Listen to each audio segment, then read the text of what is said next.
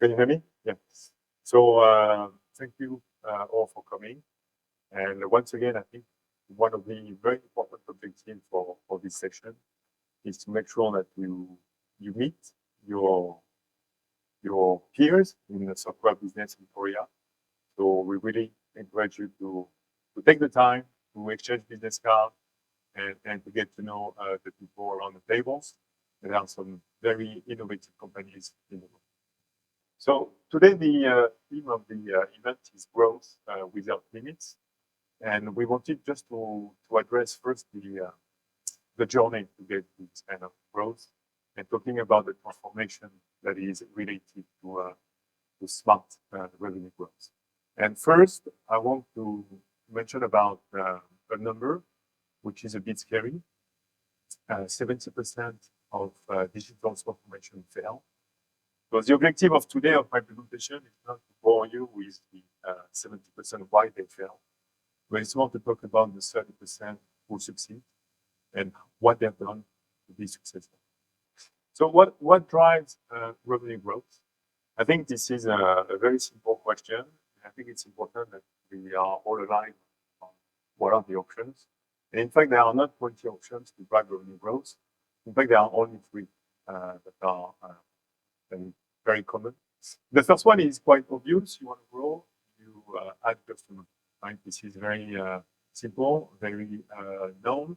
This is the obvious one. The second one is growing through customer retention, because the longer you keep your customer, the better your growth. This is quite obvious. This is not as easy, but this is obviously more and more common with customer success. I think I'm sure you are familiar with those. The last one, which is a bit less discussed, is growth through monetization. So we'll come back on what is. And so when we put an axis of growth versus transformation, I mean, you see, monetization is definitely bringing more growth than the other one, and it's definitely bringing more transformation. And that's what we're going to be discussing in my presentation. So what is monetization? Because it's a big word, not always easy to translate. So monetization is the process of creating revenue from things that don't currently make new money. So this is quite easy. This is very transformative. And I want to share you 2 examples of monetization. The very obvious ones. When you are a hardware vendor and you are selling hardware, you have embedded software. The day you decide to monetize the embedded software, it's still monetization. When you are a software vendor, the day you decide to monetize an option, a new feature, this is monetization. This is important. And this is from monetization that Thales comes from. We've been doing it for many, many years. Thanks to our tools. This is our DNA. We support many different companies, as you can see, to help them make the most of their assets, whatever if it is an asset that is hardware embedding software, or if it is a software, a pure software vendor. And here you see the kind of industries that we address. We mentioned only 4. I think that are hopefully quite representative for Korea. And you see some logos in machine automation, in medical devices, in building management, or in digital print. So this is just an example of the industries we serve. We serve thousands of customers, and so many other industries. You mentioned the telecommunication. It could be well AI, because we have more and more customers in AI, or it could be in automotive as well. I mean, this is a very large spectrum of industry. So we help all those organizations with their monetization, right? And so I want to explain that we believe that for our perspective, there are 2 layers of monetization. The first one is quite an obvious one, especially when you come from software. When you are a software editor, you want to make sure that only the people paying will be having access to your software. That's what we call licensing, and that is the first layer of monetization. So that's the first one, the pretty obvious one, what we call the first layer. And then there is a second layer that comes with a bit of maturity of the organization, which is to sell differently. When you are already having your customer paying for your software or your hardware and business software, the next step is to generate growth, is to sell differently. And differently means not all inclusive. So I'm going to dive in a bit in the layer number 2 of monetization, selling differently. So as I said, most organizations, when they start, whatever they are, a software vendor, on-prem or SaaS, they are starting with an offer which is all-inclusive. They usually start with one product, one offer, all-inclusive, one price. This is the beginning of most organizations. When you want to accelerate your growth, as I said, selling differently is a great solution. This is part of monetization.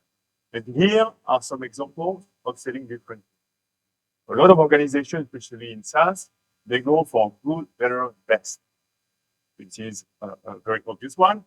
Another one is, I can segment my offer by having one offer for healthcare, one offer for retail, one offer for telco.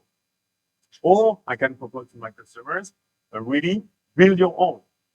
You have a core product and you have, let's say, some different options, and then the customer can decide. All these are options for software vendors to monetize better their solution.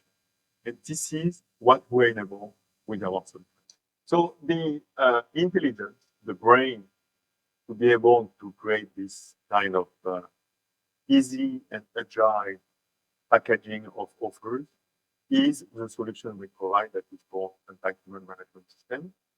This is a solution that will be detailed a bit later by my colleagues, so I won't bore you with this now.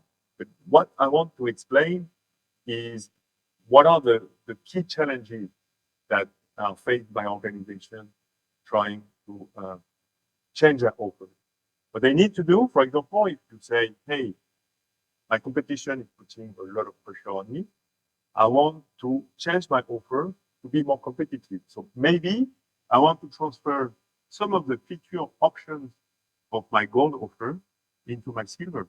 I want to transfer some of my silver option features into my basic. Those changes in most organizations is done by having the product manager calling his head of engineering saying, hey, you need to make some changes urgently because I need a new offer to be more competitive, or I need a new offer to penetrate a new market because my offer as it is today for China or for Japan will not work. I need to make this urgent changes. And so today, most organizations, they need to call their engineering manager to make the change. So this is what we offer, making sure that all those options that we call also features, that some other people call entitlement, are very easy to change, customize, without having any implication from the engineering team. And so I'm going to illustrate this story with one customer story. That is Extreme Networks. This is not a new company. It's not one of those, let's say, trendy AI company. They've been around for 27 years old. 27 years, based in the US. 2 billion in sales, so they are very significant. And they were providing networking hardware, very common kind of products, very hardware centric, and this is what they were doing. So this company had a few challenges. I mean, they wanted to transform like all organizations. They wanted to create recurring revenue. They wanted to be less hardware centric, but their systems were deeply inefficient. They had 12 different licensing solutions. So it was very difficult to manage. So it was extremely complex and manual to book an order and to deliver the hardware or the hardware embedded software. So overall, their growth was totally becoming flat, and it was obviously not sustainable. So they had to change urgently. So they defined some transformation goals. I think they are pretty obvious. The first one, they wanted to become more software-centric, being from hardware to software. Then they wanted to create more intimacy with their customers, because when you sell hardware, you sell hardware and then you have maybe maintenance, but this is not a daily relationship. So they wanted to change that. And then they wanted to become the leader on their market, right? And gain market share and expand in new geographies, in new countries. All these at once. So that was their transformation goal. So we got invited for a meeting, and then we started to discuss and demonstrate how we could help them. And they decided to invest our technology. A few years later, well, they definitely achieved that transformation. First, by just doing the basic layer one of monetization, which is to license their software, right? Usually it was not licensed. When it was licensed, it was for perpetual, so not great. So they started by making sure that it was properly licensed. And then they introduced some flexible packaging. So basically, they were taking several hardware products, bundling them together, and making a specific offer as a subscription, as a service. So they turned basically some revenue that was usually pure capex into recurring revenue, making the company much more profitable, right? And much more sustainable for a long-term growth. So by introducing those three steps, right? The first one, monetizing the software. The second one, the flexible packages. And the third one, introducing subscription. They became the leader on their market. So it's a very good story.